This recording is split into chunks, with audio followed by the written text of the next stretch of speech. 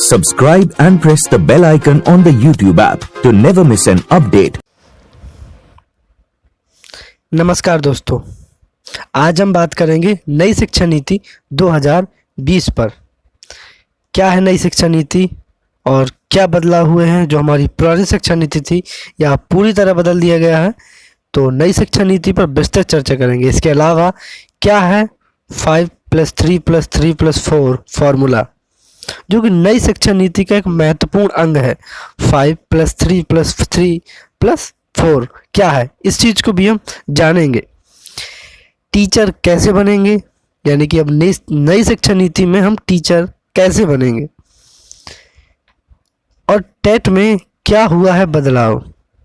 UP TET में या किसी अन्य टेट में क्या बदलाव होगा या क्या हुआ है, जानेंगे। और टेट कब आएगा, इस सब बातों पर आज हम चर्चा करेंगे, तो वीडियो पर बने रहें।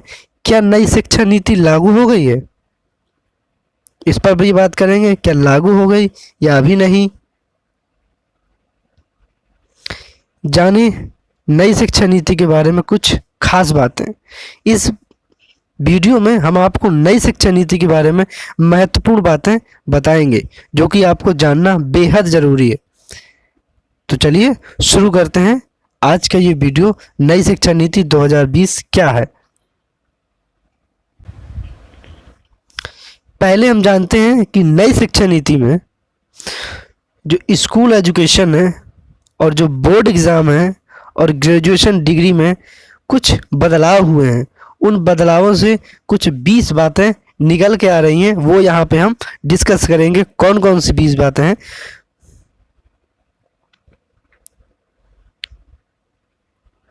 इसके बाद हम डिस्कस करेंगे नई शिक्षा नीति पे ये जो फॉर्मूला दिया है 5+3+3+4 क्या है ये फॉर्मूला, इस पर भी हम डिस्कस करेंगे। स्कूलों में बोर्ड 10+2 जो फॉर्मूला था, जो पुरानी शिक्षा नीति वो ख़त्म हो गया है। इन सब बातों पे हम चर्चा करेंगे, क्या ख़त्म हुआ है या नहीं हुआ है। तो चलिए देखते हैं। सबसे पहले हम डिस्कस करते हैं 5+3+3+4 फॉर्मूले को। ये जो 5 है, इसका अर्थ है कि प्री प्राइमरी से, यानी कि नर्सरी कक्षा से दूसरी तक के, यानी कि नर्सरी में आपको 3 साल लगेंगे और पहली से दूसरी तक आने में 2 साल लगेंगे, तो मिला के 5 साल हो गया। तो इन्होंने फॉर्मूला में जो 5 लिया है, इसका मतलब यही है, यानी कि प्री नर्सरी से दूसरी तक की कक्षा को इन्होंने पहला स्टेज माना है, यानी कि पहला स्टेज माना है।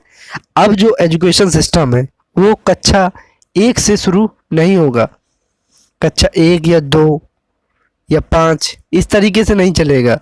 इसमें पहले 3 साल की प्री प्राइमरी एजुकेशन लेना ही पड़ेगी, यानी कि 3 साल आपको प्री प्राइमरी यानी कि नर्सरी में रहना पड़ेगा और वहीं से आप दूसरी कक्षा में आएंगे।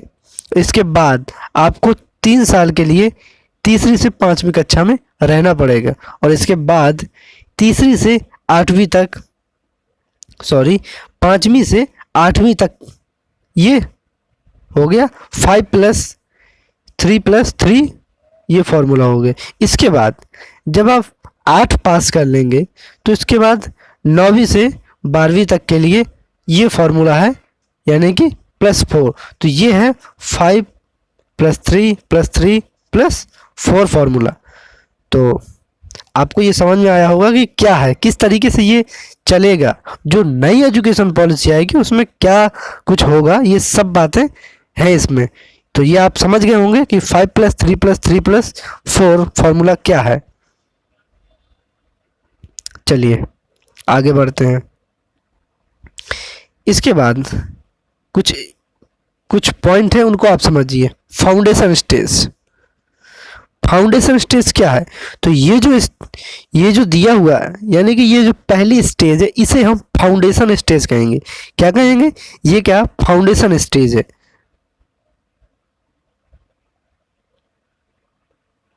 इसके बाद प्रीपेटरी स्टेज, तो इसके बाद जो हैं प्रीपेट्री स्टेज के बाद आता है मिडिल स्टेज, यानी कि 5 + 3 + 3 + 3। ये आपको मैंने तीनों स्टेज बता दी, यानी कि ये जो लास्ट वाला है 3, इसे हम मिडिल स्टेज कहेंगे। इसके बाद आता है सेकेंडरी स्टेज, तो ये है 5 + 3 + 3 + 4 फॉर्मूला। तो ये लास्ट वाला सेकेंडरी स्टेज है।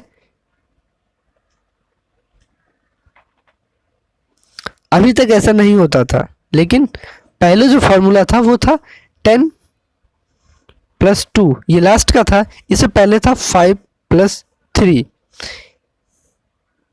5 + 3 क्या था, 5 + 3, यानी कि ये 1 से 5 तक का था और ये 5 से 8 तक का था। इसके बाद +2 और +2, यानी कि इसे हम 10 कहते थे और इसे 12 के लिए कहते थे।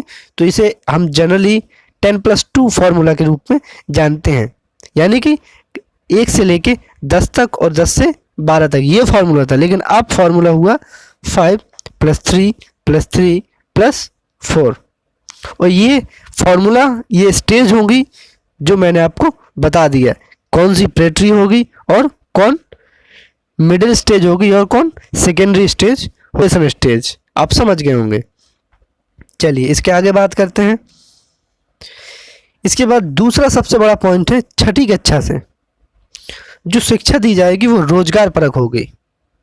इसमें विस्तृत चर्चा दिया गया है, आप इसको पढ़ सकते हैं। नीचे पीडीएफ मिलेगी आपको डिस्क्रिप्शन बॉक्स में, तो आप वहाँ से देख के पढ़ सकते हैं।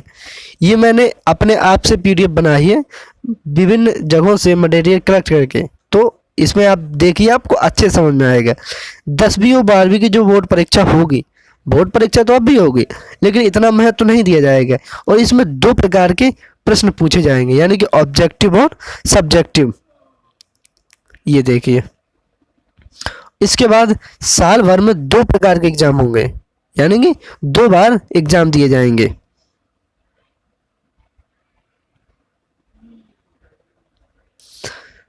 बोर्ड एग्जाम 2 भागों में विभाजित होंगे। मैंने अभी बताया ना आपको कि ऑब्जेक्टिव होंगे और डिस्क्रिप्टिव होंगे, तो ये दोनों प्रकार के एग्जाम होंगे। 5वीं तक, यानी कि जो पहले की 2 स्टेजें हैं, पहले की जो स्टेजें हैं, यानी कि पहले नर्सरी से 2 तक और 2 से 5 तक, तो 5 तक हम मातृभाषा में पढ़ाएंगे, यानी कि 5 तक मातृभाषा ही पढ़ाई जाएगी। स्कूलों में ऐसे होगा बच्चों का आकलन। अब बच्चों के जो रिपोर्ट कार्ड बनेंगे उसमें 3, एक छात्र स्वयं करेगा, दूसरा सहपाठी करेगा और तीसरा शिक्षक।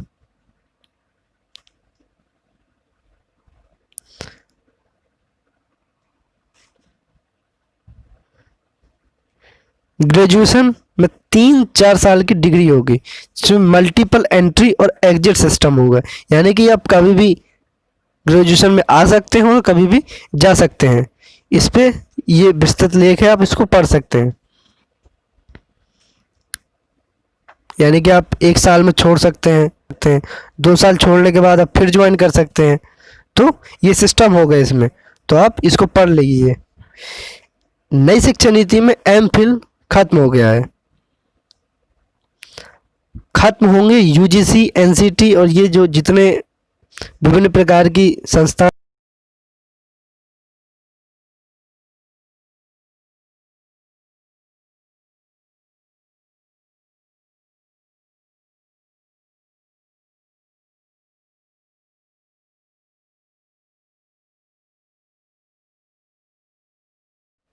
विभिन्न प्रकार की संस्थाएं हैं, वो सब खत्म होकर एक रहेगी, एक रेगुलेटरी बॉडी बनेगी। केवल एक सिस्टम होगा, उसी माध्यम से सारे कॉलेज चलेंगे। समस्त कॉलेजों में एडमिशन के लिए एक कॉमन एग्जाम होगा।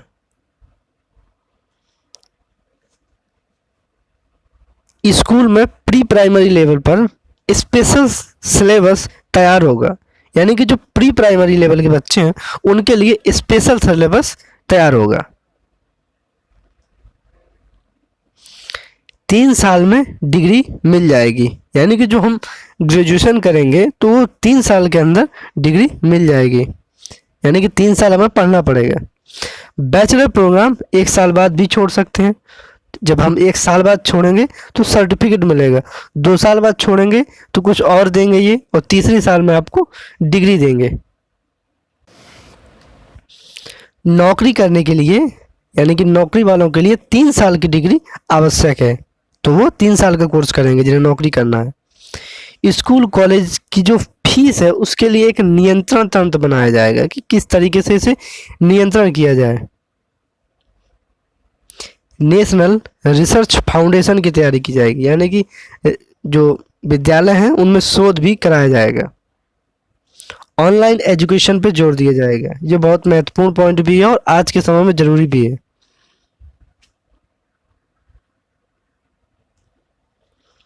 MHRD का नाम बदला जाएगा, बदल भी गया है। त्रिभाषा फॉर्मूला चलेगा, यानी कि 3 भाषाएं पढ़नी पड़ेगी, एक मातृभाषा, इसके अलावा हिंदी हो जाएगी, इसके अलावा कोई फॉरेन भाषा पढ़नी पड़ेगी। ये दी हुई है, इनमें से कोई भी एक आप ले सकते हैं। विदेशी यूनिवर्सिटियों को भारत में कैंप लगाने और स्कॉलर पोर्टल वगैरह काफ़ी चीज़ें उपलब्ध होंगी।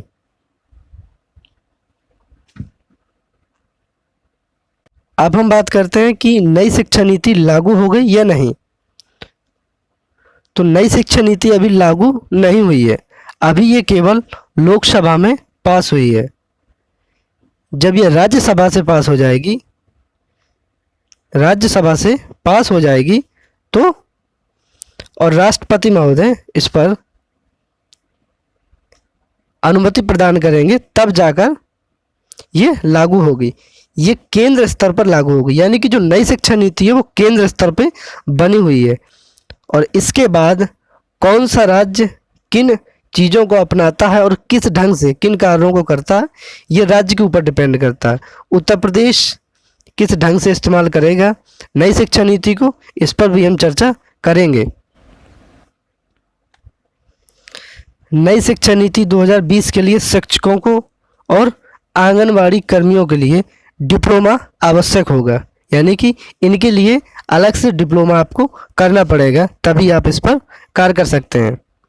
इसके अलावा यूपी टेट में क्या बदलाव होगा, तो ये अभी निश्चित नहीं है, लेकिन उत्तर प्रदेश में जो प्रोसेस चल रही है वो नई शिक्षा नीति के तहत ही चल रही है, तो उत्तर प्रदेश में कुछ खास परिवर्तन नहीं होगा। यूपी टेट में बस इतना होगा कि प्रश्नों का लेवल थोड़ा बढ़ा दिया जाएगा, इसके अलावा यूपी टेट में नई शिक्षा नीति के तहत कुछ खास परिवर्तन नहीं होगा। नई शिक्षा नीति में बीएड के 3 प्रकार के कोर्स संचालित होंगे, यानी कि एक होगा 4 वर्ष का जिसे आप के बाद कर सकते हैं, और एक होगा 2 वर्ष का जिसे आप स्नातक के बाद कर सकते हैं, और एक होगा 1 वर्ष का जिसे आप पीजी के बाद कर सकते हैं।